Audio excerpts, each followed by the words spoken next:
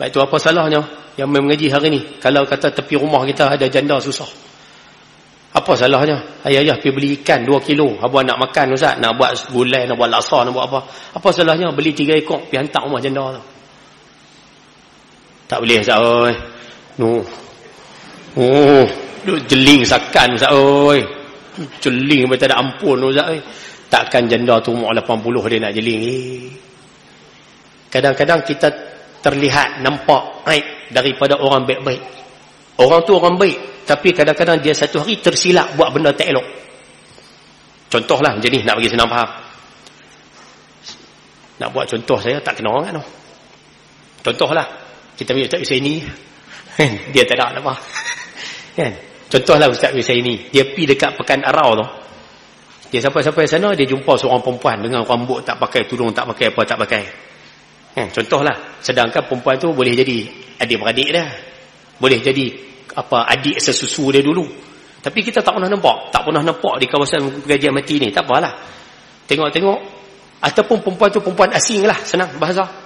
Dia pergi dekat perempuan tu, dia tolong perempuan tu. Dah perempuan tu sesat apa semua, dia tolong. Perempuan tu kata, boleh lah hantar main Ustaz. Saya duduk kampung dekat dengan masjid dia. Boleh dah hantar. Jadi dia pun sebab kesian pukul 12 tengah malam tak ada siapa apa semua tu, jadi dia ambil, dia bawa. Dia bawa tu pun dia jaga adab, duduk di belakang, dia duduk depan bawa kereta, sambil dia bawa kereta tu dia zikir menyengek lah sama Allah tu. Dia tak ada apa, jangan abang ada nah. Kan zikir menyengek lah, tak apalah. Tiba-tiba bila dia lalu tu, waktu turun perempuan tu dekat rumah tu, kita nampak.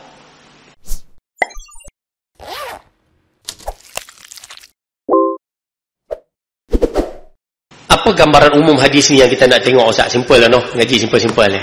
Apa gambaran umum hadis ni, cerita kita tentang apa Ustaz? Hadis yang kita baca tadi nak bahas pada kita, nak habaq pada kita tentang beberapa sifat yang perlu ada pada setiap orang Islam. Yang mana kalau boleh yang hadir pada malam ni cuba tanam sifat ni dalam diri masing-masing. Nah, yang mengaji malam ni cuba bubuh sifat ni dalam diri masing-masing. Yang mana Nabi SAW sebut, saya ringkaskan noh nak bagi cepat sebab kita nak baca poin nombor 3. Nabi sebut dalam hadis ni, al-muslimu akhul muslim. Orang Islam, dia adalah saudara pada orang Islam yang lain.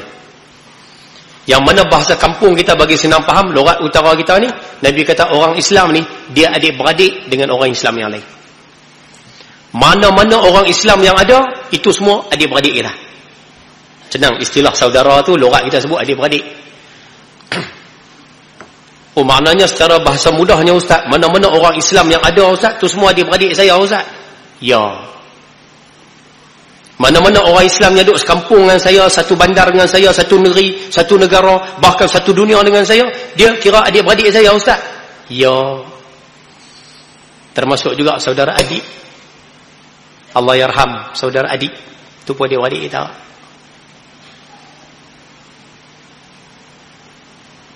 Wah, yang senyap terus nampak kaya. Jangan anggap dia orang asing lah. Tu dia beradik kita lah.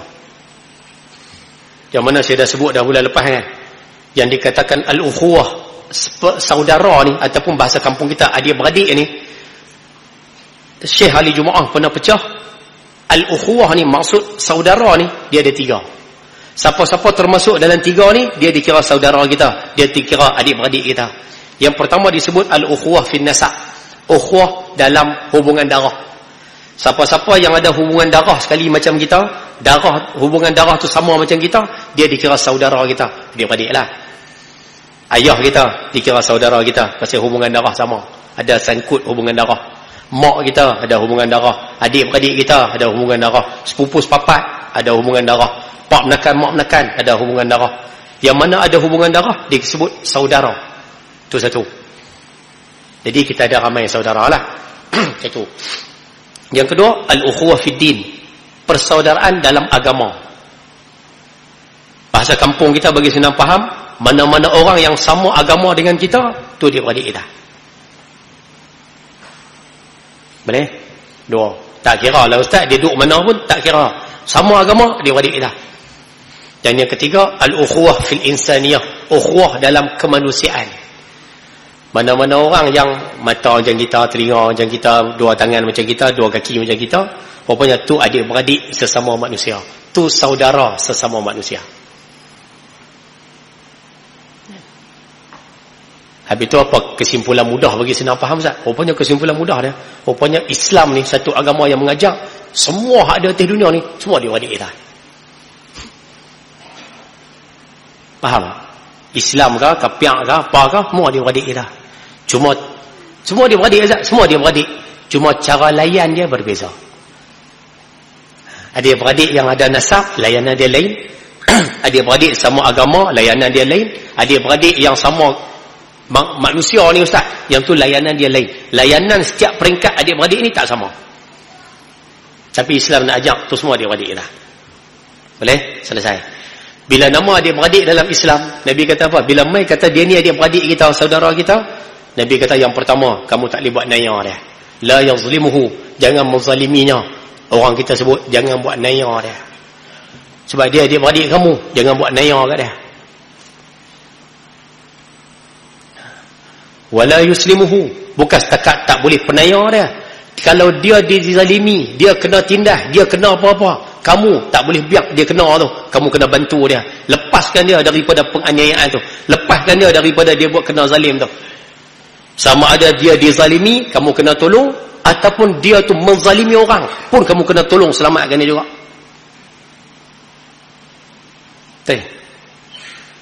Faham? Oh, maknanya Ustaz, kalau kata dia dizalimi, kami kena tolong, okey. Habis tu kalau kata dia yang buat zalim Ustaz, pun kena tolong juga. Kena tolong. Tolong perbetul dia daripada terus buat zalim.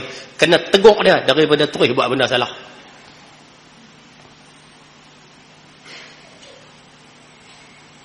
Awak yang senyap, nampak ke? Sahajalah, no. Tak maaf, no. Hari ni masyarakat kita, Allah tak minta maaf, no.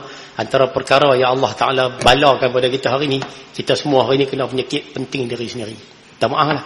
I'm sorry to say. Kita semua hari ni kena penyakit penting diri sendiri. Dan inilah sebenarnya yang menyebabkan Islam jadi lemah, Islam hancur. Bukan Islam hancur, umat Islam hancur. Masing-masing kena penyakit penting diri sendiri. Ananiyah, penyakit dia kira dia.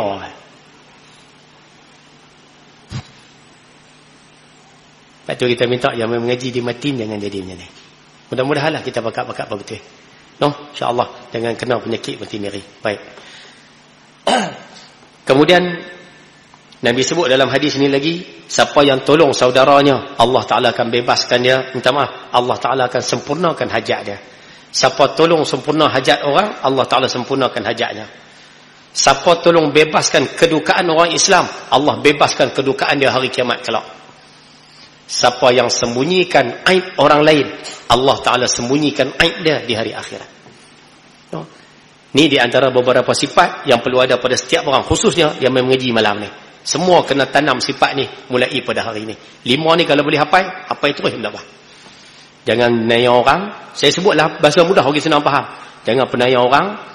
Kena selamatkan orang daripada dizalimi ataupun menzalimi. Tunaikan hajat orang. Lepaskan kedukaan orang. Tutup aib orang. 5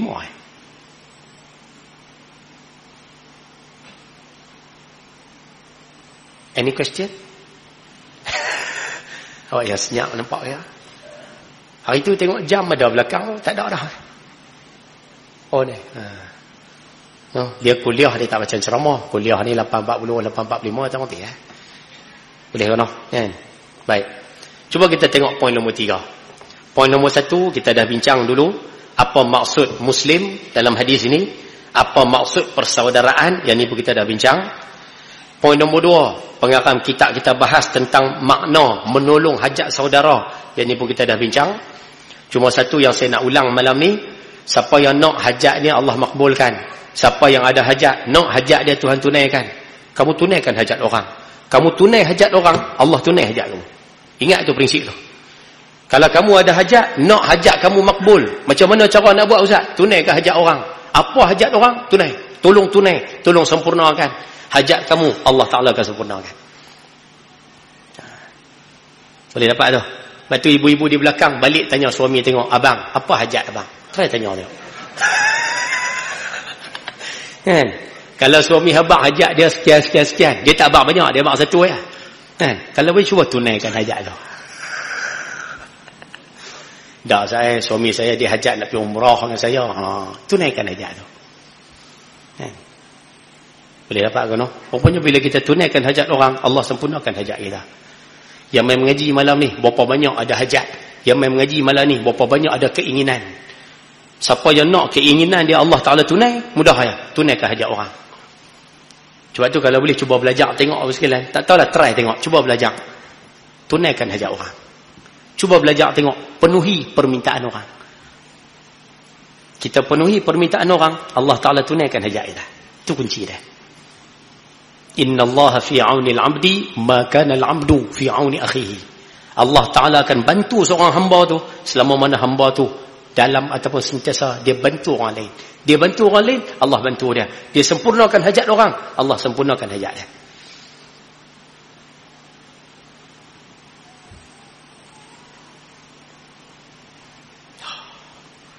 Awak yang senyap dia malam ni. Boleh dah, insyaAllah. Baik, sambung. Poin nombor 3. Apa maksud melepaskan kesusahan? Kan di dalam hadis ini disebut, Man farraja an muslimin kurbati, farrajallahu anhu kurbatan min kuriba yaumal qiyamah. Siapa yang melepaskan kedukaan seorang Islam, Allah Ta'ala akan melepaskannya daripada kedukaan hari kiamat. Apa maksud melepaskan kedukaan tu? Yang ni kita nak tengok malam ni. Baik. Yang dikatakan melepaskan kesusahan dan kedukaan saudara, maknanya berusaha segala daya. Maksudnya berusaha dengan apa cara sekalipun untuk menimbulkan kesenangan dan kegembiraan sesama Islam. Yang dikatakan melepaskan kedukaan, kamu buatlah satu-satu usaha, apa saja usaha yang kamu boleh buat. Supaya apa? Orang yang ditimpa kesusahan, orang yang ditimpa musibah, orang yang ditimpa kedukaan, benda tak seronok ni, dia terlepas daripada kedukaan tersebut. Kamu boleh buat macam tu, kamu dikira membebaskan kedukaan orang Islam. Contoh dia Ustaz, tak kira lah. Contoh simple saya bagi. Ayah duduk di rumah, tiba-tiba ada orang main ketuk pintu rumah. Mat, boleh minta tolong hantar bini aku pergi hospital. Contoh. Tu bukan hajat tu dia tersepit. Boleh tak hantar bini aku pergi hospital? Apa salahnya kalau boleh pukul 3 pagi pun try. 3 pagi pun, tak apa, jom. Kamu lepaskan kedukaan tu, bawa bini dia pergi hospital. Dia kata, minta maaf aku kata mau pergi, anak sampai ni. Sekali aku pergi. Tolong hantar Ustaz, boleh tak?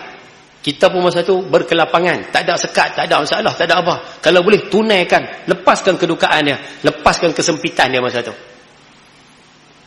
Kamu lepas tu, hari akhirat kelak Allah bantu kamu di atas kesempitan hari akhirat yang jauh lebih teruk daripada kesempitan dunia. Ayah duk ingat tu guru duk main mengajar, duduk di padang mahsyar nanti, start daripada bangun tu pun teruk, bergerak pada mahsyar pun teruk, duduk tunggu nak hisap pun teruk, time hisap pun teruk, time jalan tiang sirat pun teruk.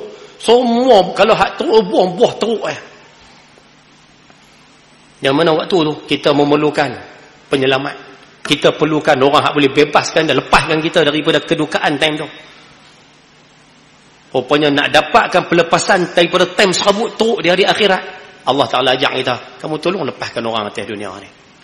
Orang sempit, lepaskan. Orang tersepit, tolong. Saya mengaji dulu, tak ingat saya minta maaf, saya jenis ingatan tak apa kuat. Tengok makan apa tahu, lupa. Ada satu guru di Pulau Pinang sebut macam ni. Dia kata contoh. Dia kata kadang kita naik kereta, kan, kita bawa kereta. Kadang-kadang ada kereta orang rosak tepi jalan. Nah, kereta orang rosak. Masyarakat kita hari ni bila lalu tepi kereta rosak tu, dia akan tengok tu, kereta rosak tu siapa dia. Kalau dia tengok kata yang kereta rosak tu satu bangsa dengan dia. Nampak? Dia tengok satu bangsa dengan dia. Kan? Dia ada rasa simpati. Dia main rasa simpati. Kesian. Tapi kalau dia tengok hak kereta rosak tu, dia tengok bangsa lain. Hak bangsa 3 calik tu kan? Ataupun hak mata sepek tu kan? Dia tengok tu, dia kadang-kadang mulut tak cakap, tapi hati dia duk kata, padam kau. Tak? Boleh nak minta tolong buang tu? Nah, kalau boleh lepas ni tolong buang. Guru tersebut pesan pada saya, dia kata apa? Dia kata kalau kamu tengok orang kesempitan macam ni, 3 dia kata. Tak kira lah orang kereta ke apa ke, tak kira lah kait lah dengan apa pun. 3 dia. Yang pertama, kalau boleh berhenti tolong. Kalau boleh tolong. Itu satu. Kalau rasa tak jumpa ke Ustaz, Tak jumpa juga nak tolong, tak boleh nak tolong. Dia kata yang kedua, kamu doa supaya dia ditolong. Kalau dia orang Islam, doa, ya Allah, kita dah tak boleh berhenti ni, bawa kereta tak boleh berhenti, tapi kita tengok dia, kita kesian. Tambah pula dia bawa keluar dekat belakang dia tu Ustaz, dia pelekat bendera hijau putih Ustaz. Ada lama bulan pula geng. Tapi kita nak berhenti, kita tak boleh, tak sempat Ustaz nak berhenti, tak upaya nak berhenti. Tengok-tengok geng kat situ. Tak boleh yang tolong, nombor satu. Yang kedua, doa supaya dia ditolong. Boleh? Kalau kata yang tu kapiak Ustaz, jenah Ustaz, yang kereta rosak tu kapiak, kami nak buat jenah. Kalau boleh yang kedua, nak tolong pun tak tolong dah, tak sempat. Yang kedua, doakan supaya ada orang Islam yang menolongnya, supaya hati dia terbuka pada Islam. Doa tu. Boleh? Doa. Tak Ustaz, saya nampak kereta rosak, tolong tu, tak dah. Doa pun tak. Kalau tak boleh yang kedua, yang ketiga, jangan doa keburukan padanya. Jangan doa buruk kat dia. Maksud dia jangan doa kata, biar rasa habis, tengah panas rasa habis. Tu doa buruk tu. Biar dia duduk situ habis 3 jam, duduk habis. Biar padan muka. Rupanya orang yang selalu mendoakan buruk pada orang, Allah Ta'ala akan balas. Dia akan kena balik keburukan tu. Dia akan kena balik musibah macam tu juga. Itu jangan buat.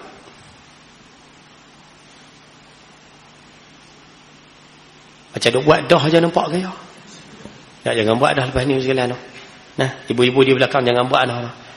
Kan? Tak kira lah apa saja benda, jangan buat. Yang pertama doa supaya, kalau boleh tolong, lepaskan kesempitan dia.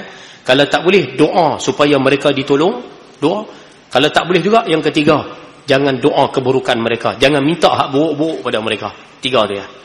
Ini sifat yang mesti ada pada setiap orang Islam.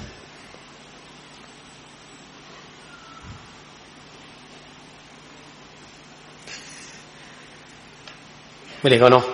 Nah, insya-Allah nah, pekat-pekat jaga sama-sama nah. Baik, sambung. Ia bukan sahaja setakat berdoa. Melepaskan kedukaan orang Islam ni bukan setakat berdoa saja. Doa tu pun boleh, tapi dia duduk nombor 3 tadi tu. Kalau saya sebut dalam poin tadi, dia duduk nombor 3. Berdoa tu duduk nombor 3 atau nombor 2. Malah dengan cara yang lebih berkesan, berusaha menyenangkan saudaranya. Kalau boleh buatlah, usahalah untuk menyenangkan orang yang sedang dalam kesempitan. Ayah-ayah yang mengaji malam ni, antara golongan yang kalau kita tolong pahala cukup besar. Kalau boleh nak minta orang-orang di Matin pakat tolong seorang satu. Nah, pakat tolong. Siapa dia Ustaz? Tolong golongan armalah. Armalah ni apa Ustaz? Janda.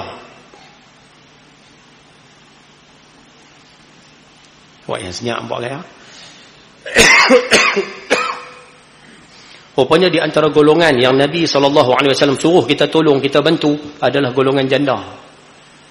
Yang mana janda ni kematian suami. Janda yang kematian suami, Nabi suruh tolong lah. Tolong tu bukan maksud kena pergi menikah dengan dia. Yang tu kena faham betul-betul tu. Yang dikatakan tolong ni maksudnya meringankan beban dia. Wanita yang kehilangan suami, secara adatnya, adat kata apa? Dia putus tempat bergantung. Dia hilang tempat bergantung. Jadi bila tempat bergantung tak ada, Islam suruh kita bantu golongan ni. Nabi bersabda, as-sa'i 'alal armalah. Kamu berusaha bantu ringankan kesempitan hidup orang janda hak kehilangan suami ni. Nabi kata, pahala kamu seumpama orang yang bangun berjuang di siang hari, berpuasa siang hari dan qiyamul lail malam hari. Pahala sama. Siang berjuang, malam qiyamul lail, siang berjuang tak berhenti, malam qiyamul lail tak tidur, sama pahala dengan orang yang membantu janda yang kehilangan suami. Baik, itu apa salahnya yang mengaji hari ni? Kalau kata tepi rumah kita ada janda susah, apa salahnya? Ayah-ayah pergi beli ikan 2 kilo, abang nak makan Ustaz, nak buat gulai, nak buat laksa, nak buat apa? Apa salahnya beli 3 ekor pergi hantar rumah janda tu? Tak boleh Ustaz oi. Jeling sakan Ustaz oi. Jeling macam tak ada ampun Ustaz oi. Takkan janda tu umur 80 dia nak jeling kan? Takkan umur janda tu 80 dia nak jeling dia tak jeling dah.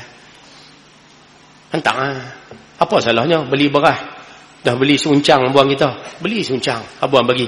Kau beras ada lagi kau? Hak beras bulan lepas pun tak habis. Sekerat pun tak habis. Mana beras ada cukup.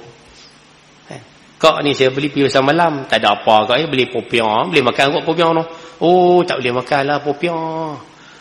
Siapa tak boleh makan? Gigi tak ada. Tak apalah. Tak apalah, yang penting rupanya kita meringankan beban dia. Allah Ta'ala bagi ganjaran yang besar pada kita. Ibu-ibu di belakang, apa salahnya tepi rumah kanan kiri kan, kalau ada janda macam tu, kalau tak mau bagi suami bantu, tak apa, ibu-ibu bantu. Apa salah? Dia pun kesempitan. Tu yang saya kata tadi, dah tempat bergantung tu hilang. Dia pun sempit. Bebaskan kesempitan mereka. Takat mana kita pun mampu.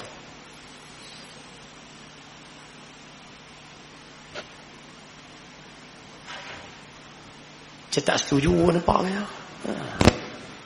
Kalau semua orang beramal dengan ajaran Islam macam ni, kalau semua orang buat apa yang Nabi pesan ni, minta maaf sebut noh, takkan ada satu janda pun yang merana kehilangan suami. Tak ada satu janda pun yang akan rasa menyesal kehilangan suami dia. Tak ada. Bahkan akan muncul wanita-wanita yang sanggup berkorban. Abang pergi berjuang. Abang pergi berjuang. Abang kalau syahid dalam perjuangan pun saya tak ada masalah. Pasal apa? Pasal Islam ajak orang lain akan sarah saya. Orang lain akan bantu ringan beban saya. Semua kalau main peranan ni, elok masyarakat Islam tu.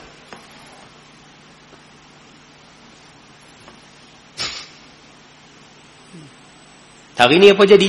Saya ulang sekali lagi kali yang kedua. Umat Islam hari ni kena penyakit ananiah. Penyakit penting diri. Kena penyakit ni.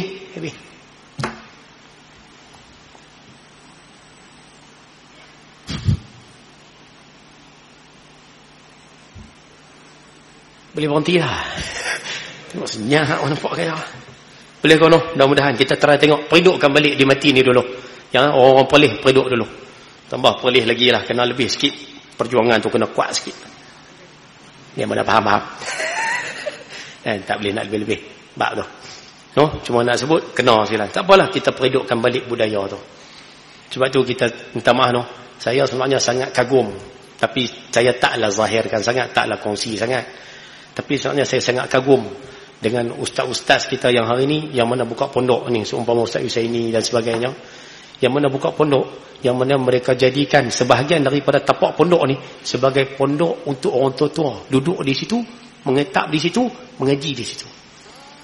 Saya sebenarnya sangat, bahasa mudah tersebut, dia kagum sangat silat. Takat buat tahfiz untuk anak-anak sekolah, yang tu kita rasa banyak, tak ada masalah. Alhamdulillah, satu usaha yang sangat bagus. Tapi kalau boleh create untuk orang tua duduk, orang tua boleh menetap di situ, kemudian boleh mengaji pula, Allah.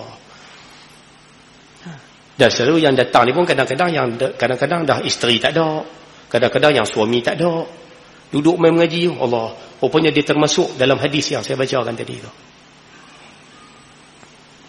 Sebab tu kadang-kadang kalau kita turun pergi sekolah mana-mana, kadang berjalan sampai Selangor, berjalan sampai Johor, kadang-kadang kalau kita pergi satu-satu tempat yang mana dia sediakan untuk orang tua-tua, saya pergi, saya duduk geleng kepala, kata Allah, hebat dia. Hebat dia.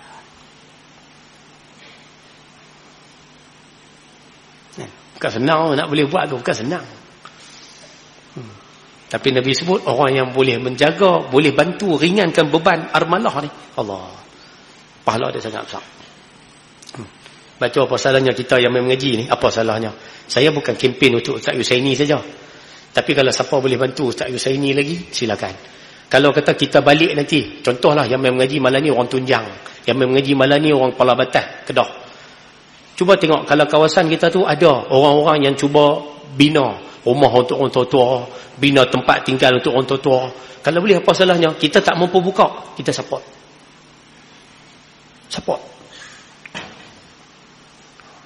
Tak mampu buka, memang saya tak mampu, tak apa, support.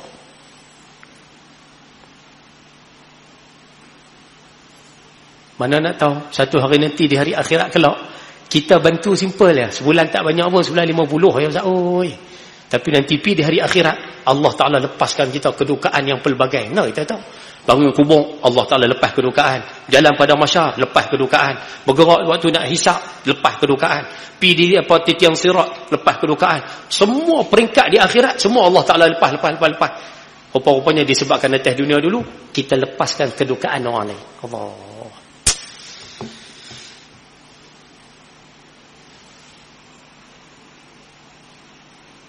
Understand? Okay, tak maaf no. Saya jenis mengajak betul ya. Kan? Kalau nak mengajak hebat-hebat kan, kalau mengaji dengan Syekh Nazrul, Ustaz Nazrul dan sebagainya, kan Ustaz apa? Ustaz Zul dan sebagainya, hak tumah hebat kan. Saya ni jenis cara kampung ni lah. Tapi boleh kan no, insya-Allah nah, mudah-mudahan pakat-pakat ambil. Baik, sambung. Usaha yang suci dan jujur seperti ini akan mendapat ganjaran yang baik daripada Allah, di mana Allah menghilangkan kedukaan, kesusahan pada hari kiamat. Allah. Ayah-ayah, ibu-ibu yang mana ada kitab, tak apalah hak ni pasal kitab kita ni ruang kosong dia tak banyak. Tapi boleh hak buka muka surat 5, kat bawah tu kan ada kosong kan. Kalau kata tak mau catik di situ pun tak apalah, catiklah mana ruang kosong yang ada.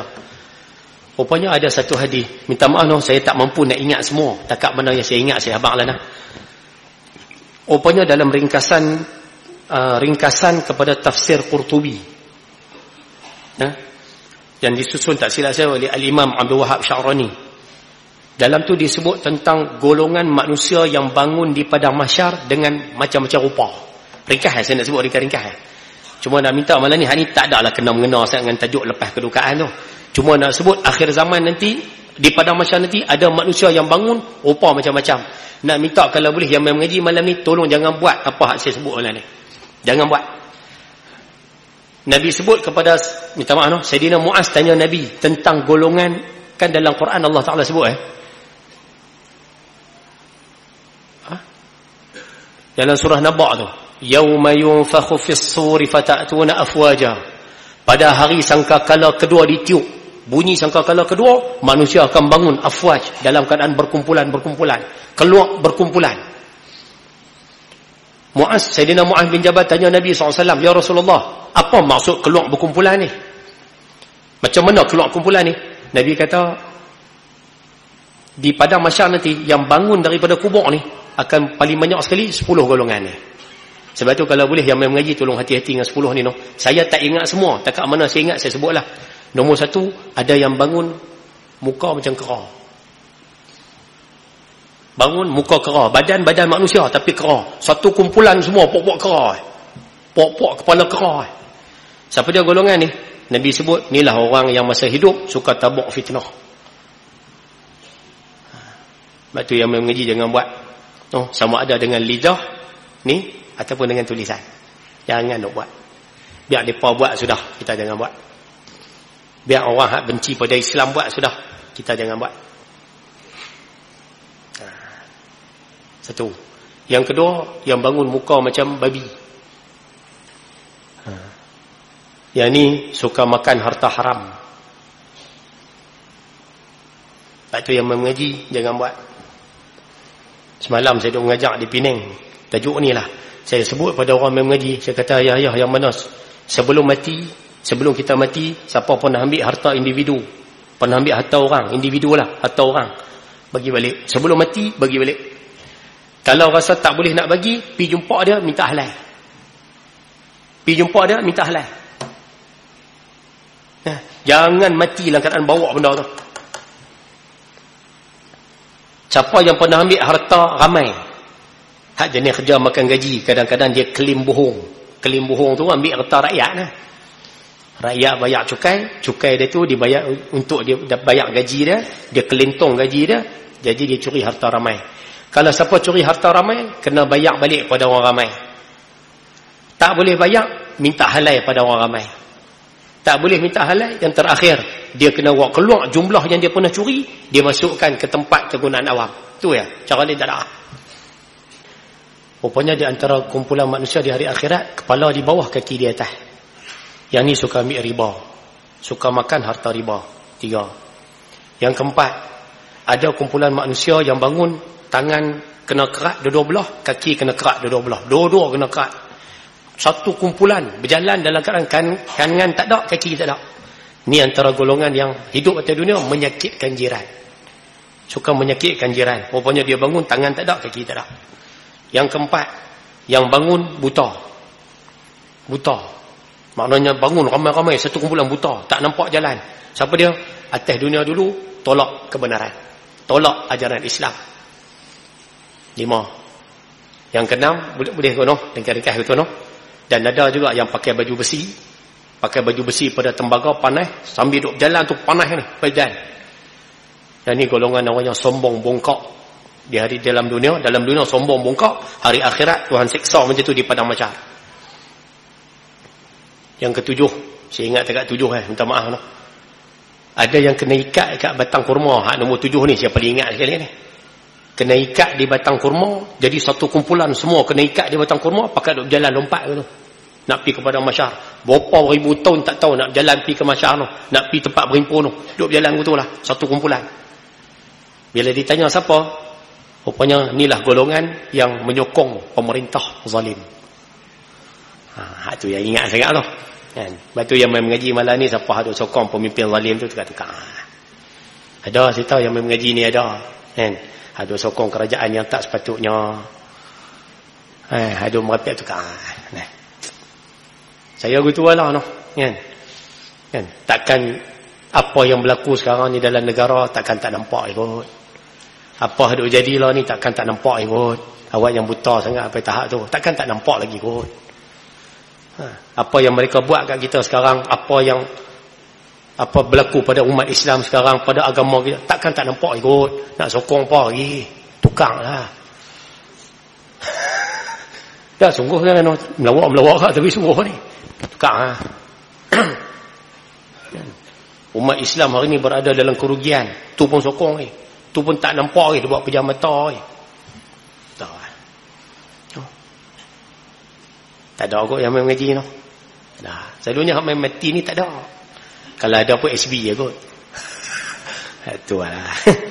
Boleh no, insya-Allah no, pakat-pakat jaga sama-sama lah. Baik, selesai bab melepaskan kedukaan. Mudah-mudahan Allah Taala jadikan kita di kalangan manusia yang melepaskan kedukaan orang, insya-Allah. Baik, yang keempat, last Nabirah.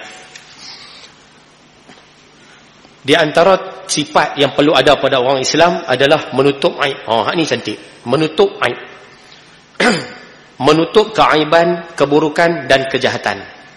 Sama ada kejahatan dan keburukan itu kecil atau besar. Kecil ke? Aib tu benda kecil ke? Aib tu benda besar? Hendaklah ditutup dan tidak didedahkan kepada orang ramai. Ni asas. Nah, asas. Mendedahkan aib orang hukumnya haram, berdosa. Asas dia tu dulu. Nah, mendedahkan aib orang, keburukan orang, mendedahkan kejahatan orang, asasnya berdosa. Faham tu dulu. Nah, sama ada kita dengan cara habaq terang-terang duk habaq keburukan orang, dosa, ataupun kita duk mengumpat duk habaq senyap-senyap, pun dosa juga. Boleh faham? Pegang hak tu dulu nah, pegang hak tu dulu. Sekali baru kita bahas. Habis tu yang ustaz-ustaz duk mengajak, duk kata keburukan orang, macam mana ustaz? Duk cerita aib pemimpin, duk cerita aib orang tu, duk cerita aib kau ni, duk cerita bab dia ni. Habis tu kira hak tu pun kira membuka aib juga ustaz. Ya. Habis tu ustaz yang mengajak tu kira berdosa ustaz, duk buka aib orang. Yang ni nak kena faham. Hak ni yang kita nak kena faham ni. Sebab kadang-kadang ada orang mengaji, dia dengar ustaz tu main mengajak kata ke orang, dia kata, ustaz tu main mengajak kata ke orang, main mengajak kata ke orang. Memang betul, mengatakan keburukan orang, cerita buruk orang ni, hukumnya berdosa. Tapi ada beberapa kes, hukumnya harus, kata Imam Nawawi.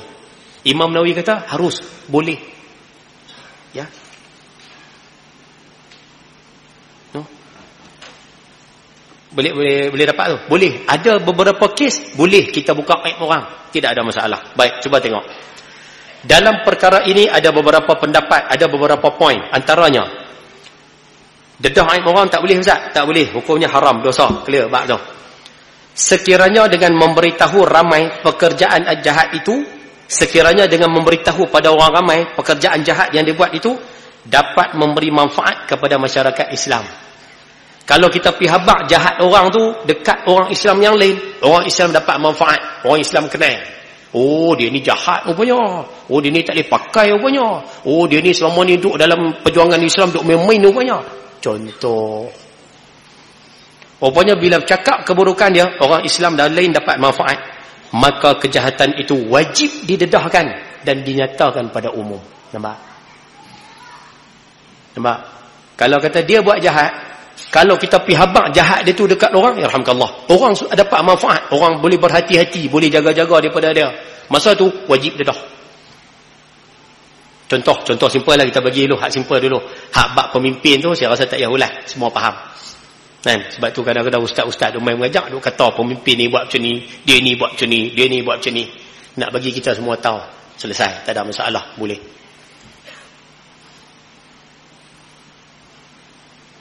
Macam tak setuju nampak ke? Termasuk juga orang yang disebut sebagai matlu. Matlu ni maksud dia orang yang berhutang. Dia berhutang, dia boleh bayar hutang tu, boleh bayar, tapi dia saja tak mau bayar. Pernah jumpa jenis ni? Dia hutang, dia suka hutang dengan orang, dia boleh bayar ustaz, banyak tanda ustaz, kereta tukar baru, rumah pun tambah lagi ustaz. Kemudian duk sembang habaq kata minggu depan nak pergi Paris, minggu lepas balik London. Dia cerita dalam keadaan dia mampu ustaz, tapi hutang dia tak mau bayar. Kami minta nanti kami minta kira kami minta nanti aku ada duit aku bayar padahal dia mampu bayar saja tak mau bayar. Nabi kata orang ni disebut matlu. Nabi bersabda matlu ghani zulmun, orang-orang yang boleh bayar utang saja tak mau bayar utang, dia ni zalim. Ahallallah, Allah Ta'ala halalkan pada kita yang pertama sekali menjatuhkan maruah dia, boleh. Yang kedua, kita boleh ambil harta dia sesuai dengan hutang kita. Irdahu wa uqubatahu, boleh hukum dia sekadar, boleh ambil harta dia sekadar yang kita hutang, yang dia hutang. Oh, maknanya kalau orang tu jenis matlu ni ustaz, dia jenis hutang pandai bayar tak erti, tapi boleh bayar saja tak mau bayar. Nombor satu, maruah dia kita boleh jatuhkan. Main semayang jemaah macam ni main macam ni, ayah boleh main depan mic ni, bawa muka dia satu, buat macam ni. Assalamualaikum tuan-tuan di Matin. Ni malam ni saya nak tunjuk ni. Tuan-tuan kenal muka ni? Nampak muka ni? Ni dia punya tarbus merah ni kenal? Depa pakat tengok kelipok-kelipok. Kalau tuan-tuan tahu, ni nama dia Haji Ismail. Minta maaf kalau Haji Ismail ada. Buat contoh ni kalau tuan-tuan nak kenal Haji Ismail. Rumah dia betul-betul simpang ni tuan-tuan. Ni. Dan kalau tuan-tuan nak tahu, dia ni adalah orang yang pandai berhutang tapi tak pandai bayar. Bukan saya seorang kena tuan-tuan, ramai kawan-kawan saya 4-5 orang kena. Jadi hari ni saya nak umum pada tuan-tuan, kalau dia mai minta hutang, jangan bagi. Kalau dia mai minta nak pinjam, jangan bagi. Perbuatan ni menjatuhkan maruah dia. Memang maruah dia jatuh, orang semua kenal. Tapi perbuatan jahat tu memanfaatkan orang Islam yang lain. Habaq tu menjadikan orang Islam yang lain beringat, oh dia ni tak boleh pakai apa ya. Jadi pendedahan tu wajib kena habaq.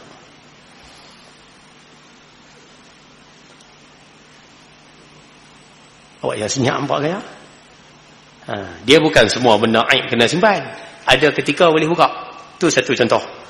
Yang kedua, sekiranya pendedahan itu tidak mendatangkan sebarang faedah maslahat kepada ramai, bahkan memburukkan nama orang yang terlibat, kejahatan dan keburukan ini tak boleh dinyatakan pada umum. Nampak? Tambahan lagi, apa lagi kalau kejahatan itu dilakukan oleh orang yang tidak pernah didengar keburukan pribadinya. Allah. Hak ni kena faham pula. Kadang-kadang kita terlihat nampak aib daripada orang baik-baik. Orang tu orang baik, tapi kadang-kadang dia satu hari tersilap buat benda tak elok. Contohlah macam ni, nak bagi senang faham. Nak buat contoh saya tak kena orang kan. Contohlah, kita ambil Ustaz Husaini. Dia tak ada apa. Kan? Contohlah Ustaz Husaini, dia pergi dekat Pekan Arau tu. Dia sampai-sampai sana, dia jumpa seorang perempuan dengan rambut tak pakai tudung, tak pakai apa, tak pakai. Contohlah, sedangkan perempuan tu boleh jadi adik-beradik dah. Boleh jadi adik sesusu dia dulu. Tapi kita tak pernah nampak di kawasan pengajian mati ni. Tak apalah. Tengok-tengok. Ataupun perempuan tu perempuan asing lah, senang bahasa. Dia pergi dekat perempuan tu, dia tolong perempuan tu. Dah perempuan tu sesat apa semua, dia tolong. Perempuan tu kata, boleh lah hantar main saya duduk kampung dekat-dekat dengan masjid tu ya. Boleh dah hantar. Jadi dia pun sebab kesian, pukul 12 tengah malam tak ada siapa apa semua tu, jadi dia ambil, dia bawa.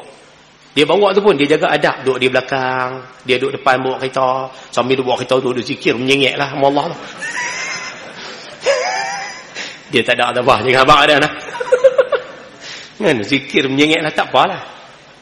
Tiba-tiba bila dia lalu tu, waktu turun perempuan tu dekat rumah tu, kita nampak. Dan bila nampak, kita mula ada rasa syak macam-macam. Pukul 12 tengah malam, yang Ustaz Husaini tu usung perempuan mana pula? Tu bukan bini dia.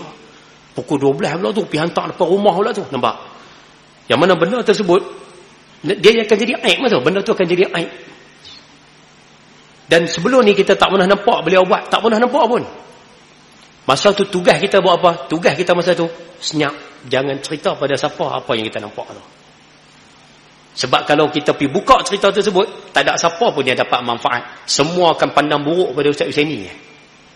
Faham tak? Semua akan nampak buruk, nampak, oh tak boleh pakai. Pergi cerita ke orang tu jadi tak percaya dengan Ustaz Husaini. Cerita ke orang ni tak percaya dengan Ustaz Husaini. Akhirnya, lebih banyak keburukan yang timbul daripada kebaikan. Aib macam ni, wajib tutup.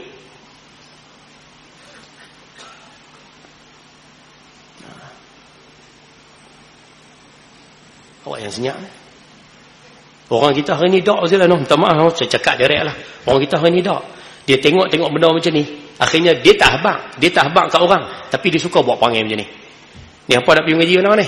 Nak pergi mengaji mati tu, Ustaz Husaini. Apa pergi mengaji pia? Aku kenal dia. Apa nak pergi pia? Aku tak pergi mengaji, aku tak percaya kat dia tu. Awak, dia buat apa? Tak apa, tak payah cerita keburukan orang. Tapi apa nak pergi aku sampai sudah aku tak pergi, sampai mati aku tak percaya. Nampak? Orang kita selalu buat ayat macam tu. Sedangkan ayat macam tu pun sebenarnya dikira membuka aib orang, walaupun tak sebut cerita.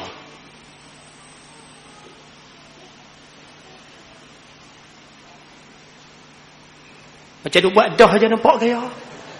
Lepas ni jangan buat dah. Jaga tu. Kan? Tambah pula kalau orang tu kali pertama buat silap, tutup aib dulu. Tugas kita tutup dulu aib tu. Berulang-ulang kali dia buat perangai yang sama, masa tu buka aib dia. Tidak ada masalah. Tapi kalau dia first time buat, tutup dulu. Kalau boleh tutup dulu. Setakat mana boleh. No? Adalah diharapkan dengan menyembunyikan kejahatan itu, dia segera bertaubat kembali ke jalan yang benar. Nampak tu? Tu yang kedua. Yang ketiga, kalau pendedahan itu menjadi peringatan pengajaran pada orang lain, supaya beringat tak terikut, jadi panduan, jadi contoh pada masyarakat, pendedahan tu tak salah. Contoh macam ni. Ni, ayah nak abang gambar nah. Hampa kalau boleh, tu suruh kawal lah dengan nak non. Minta maaf tu, kalau non ada sini, contoh lah tu. Ada nama non sini? Allah. Nama apa yang tak ada sini? Asri. Tu ada tak? Ada. Tak boleh nama apa? Hasri bola Hasri. Bagi beza sikit. Contohlah. Apa tu ni ayah nak abang. Ayah nak abang gambar ni contoh simple lah. Ayah abang gambar ni. Apa tu dok kawan dengan anak Hasri tu boleh tak? Pasal apa? Bila anak tanya pasal apa? Ni anak dia tu apa ayah duk dengar cerita kata ayah pun duk jumpa dah, kawan-kawan ayah pun duk jumpa, duk minum cakoroi. Contoh.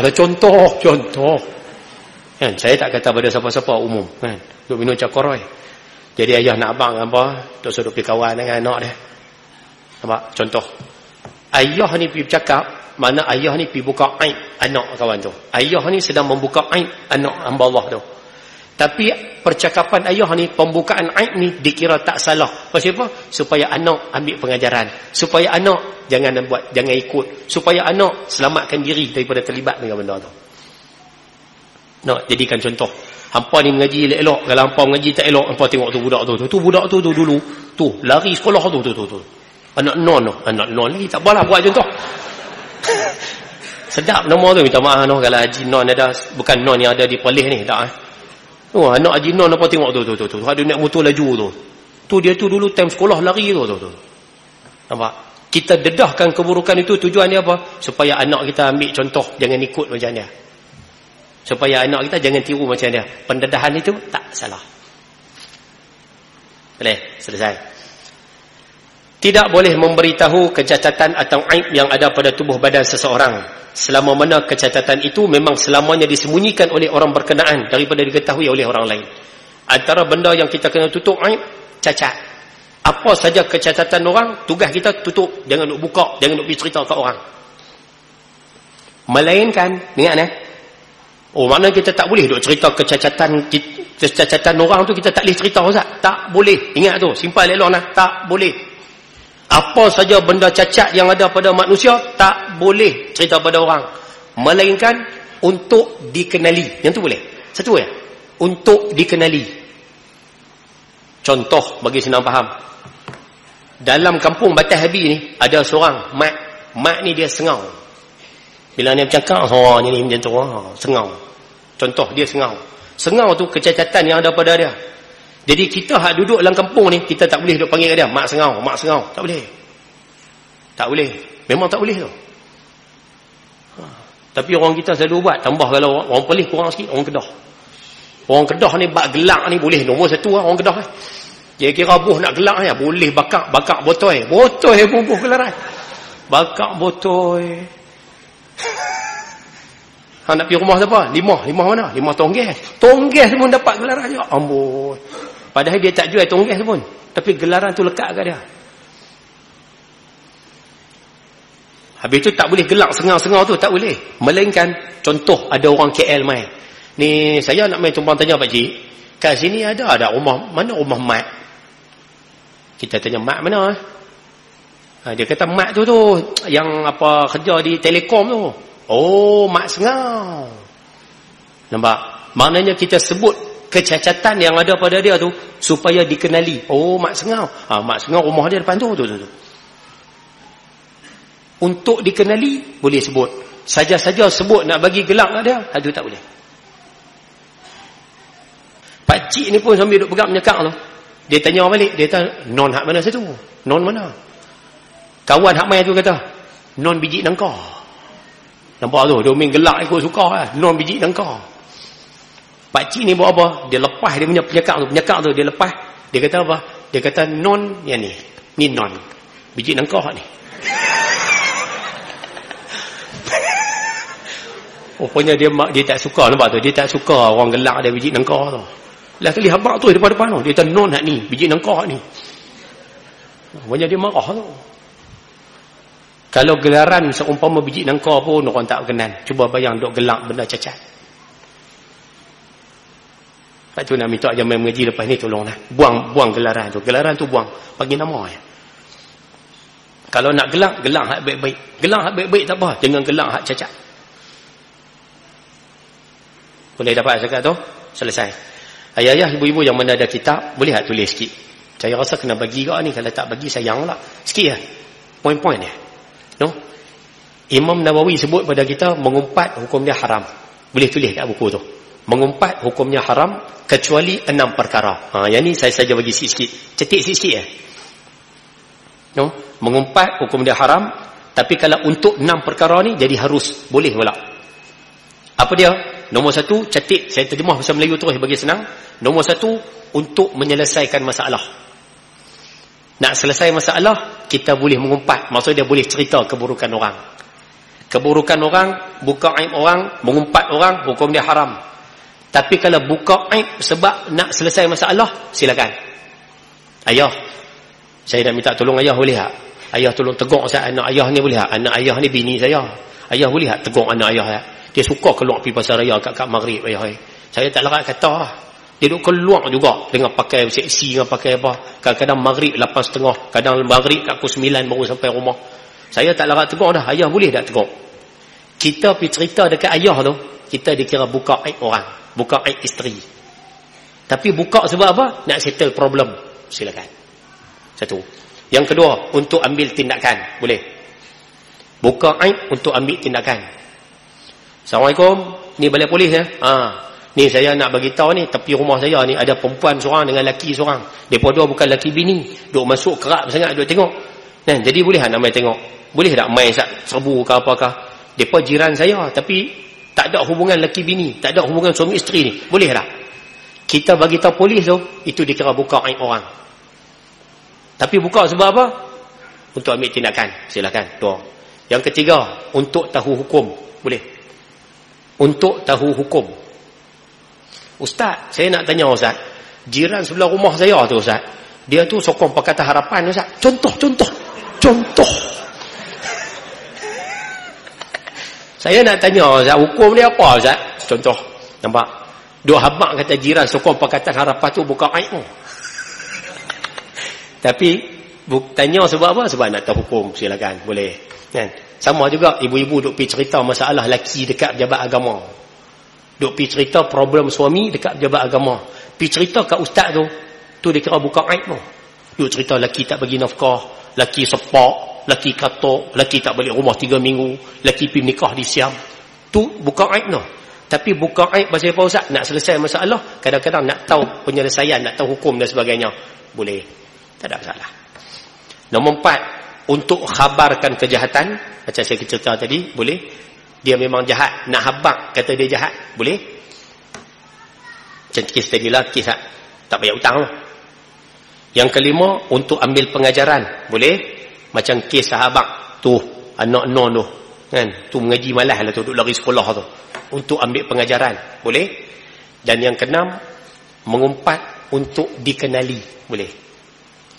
Mengumpat hukumnya haram, tapi kalau mengumpat buka aib untuk dikenali, boleh. Macam kes non biji nangka tadi tu, hak li capik tadi tu, kita buh gelaran tu untuk dikenali, boleh. Imam Nawawi kata harus. No? Nak tengok poin ni, boleh tengok dalam Riyadhus Shalihin. Dan insya-Allah mudah-mudahan ambil manfaat. Baik. Sebagai penutup, kesimpulan saya baca laju-laju. Yang ni kena baca sikit, baca bila Kesimpulan daripada hadis yang kita baca panjang lebar tadi tu, Allah ke-9 dah. Boleh baca laju-laju tahan tengok saya. Orang Islam bersaudara sesama mereka. Ingat, kita semua adik-beradik. Tolong menolong, tidak melakukan kezaliman, kerosakan pada kawan-kawan. Lebih-lebih lagi bersikap pijak kepala kawan untuk maslahat diri sendiri. Yang tu lagi kena buang. Nombor 2, pengajaran daripada hadis. Melepaskan hajat saudara Islam adalah jalan mendapatkan pertolongan Allah, atau Allah makbulkan doa. Saya sebut dah tadi, tolong orang, Allah makbulkan permintaan. Berusaha bagi menghapuskan kedudukan, potong perkataan kedudukan, tulis itu kedukaan. Berusaha menghapuskan kedukaan saudara, disuruh digalakkan. Misalnya ziarah saudara Islam sakit, bantu dalam kesulitan, Allah balas ganjaran yang baik di hari akhirat. Lepas tu kalau boleh pakat-pakat bantulah. Menyembunyikan aib saudara, disuruh. Bagi tahu kejahatan dan mencegahnya, wajib. Demikian pula mendedahkan kejahatan sebagai panduan tauladan, diharuskan, boleh. Kalau dia jahat, boleh habaq, memang kena habaq, supaya orang tak terkena dengan kejahatan dia. Kalau habaq ambil pengajaran, silakan habaq, tak ada masalah. Ambil pengajaran, boleh dalam Islam. Tapi kalau saja-saja buka aib, tak boleh. Orang Islam diarahkan bekerjasama dalam perkara kebajikan dan dalam amalan yang diridai oleh Allah Subhanahu wa ta'ala. Jadi mudah-mudahan hadis yang kita baca malam ni, mudah-mudahan sedikit sebanyak bagi sedikit input dalam kehidupan kita, insya-Allah. Boleh tak? Ayah-ayah, ibu-ibu rahmati Allah SWT sekalian, bulan depan kita mau mengaji. Bab ni sedap. Bulan depan kita nak mengaji tanggungjawab kita bila duduk dalam masyarakat. Antaranya bab rumah tangga, bab jumpa orang bagi salam, bab pergi makan kenduri apa semua, nanti kita akan bahas sedikit sebanyak bulan hadapan panjang umur, insya-Allah. Ayah-ayah, ibu-ibu rahmati Allah SWT sekalian, satu pesanan. Saya rasa dulu bagi dah, tapi ni bagi siapa yang tak dapat lagi lah. Ni antara pesanan Syekh Abdullah Fahim bagi orang yang bawa kereta. Saya sebut dah dulu sebelum ni, saja bagi pada siapa yang belum dapat. Syekh Abdullah Fahim pesan, siapa yang bawa kereta, kalau nak elak daripada berlaku kemalangan, tak mau bagi aksiden dan sebagainya, aksiden ni ketentuan Tuhan. Itu kita tak nafi. Tapi kalau boleh, dia kata tolong jaga dua benda ni. Yang pertama sekali, bawa kereta ke bawa motor, kalau mengantuk, lena. Itu pesanan nombor 1. Jangan duk gagah bawa kereta. Itu satu. Boleh? Kalau boleh pakat jaga. Yang kedua, kalau nak elak aksiden, kemalangan dan sebagainya, takdir Allah kita tak upaya elak lah. Tapi ini usaha. Nombor 2, jangan langgar sebarang binatang yang ada di atas jalan raya. Termasuk katak. Apa saja binatang atas jalan raya, kalau boleh elak, elak. Kalau terlanggar, tu tajuk lain. Tak sengaja terrep, tak apa. Tak sengaja tertindih, tak apa. Tapi kalau nampak duduk depan tu, saja pergi tekan minyak nak pang, itu jangan. Nah, kalau boleh elakkan. Dua perkara tu ya. Ni pesanan Syekh Abdullah Fahim kepada anak-anak murid beliau. InsyaAllah kita boleh ambil sikit pesanan itu untuk kita pakai dalam hidup, insyaAllah. Jadi saya rasa cukup sekadar itu untuk malam ni. Apa yang baik daripada Allah, yang buruk kelemahan saya sendiri, mohon maaf terkasar bahasa, tersalah kata. Sekian, wabillahi taufiq wal hidayah. Assalamualaikum warahmatullahi wabarakatuh.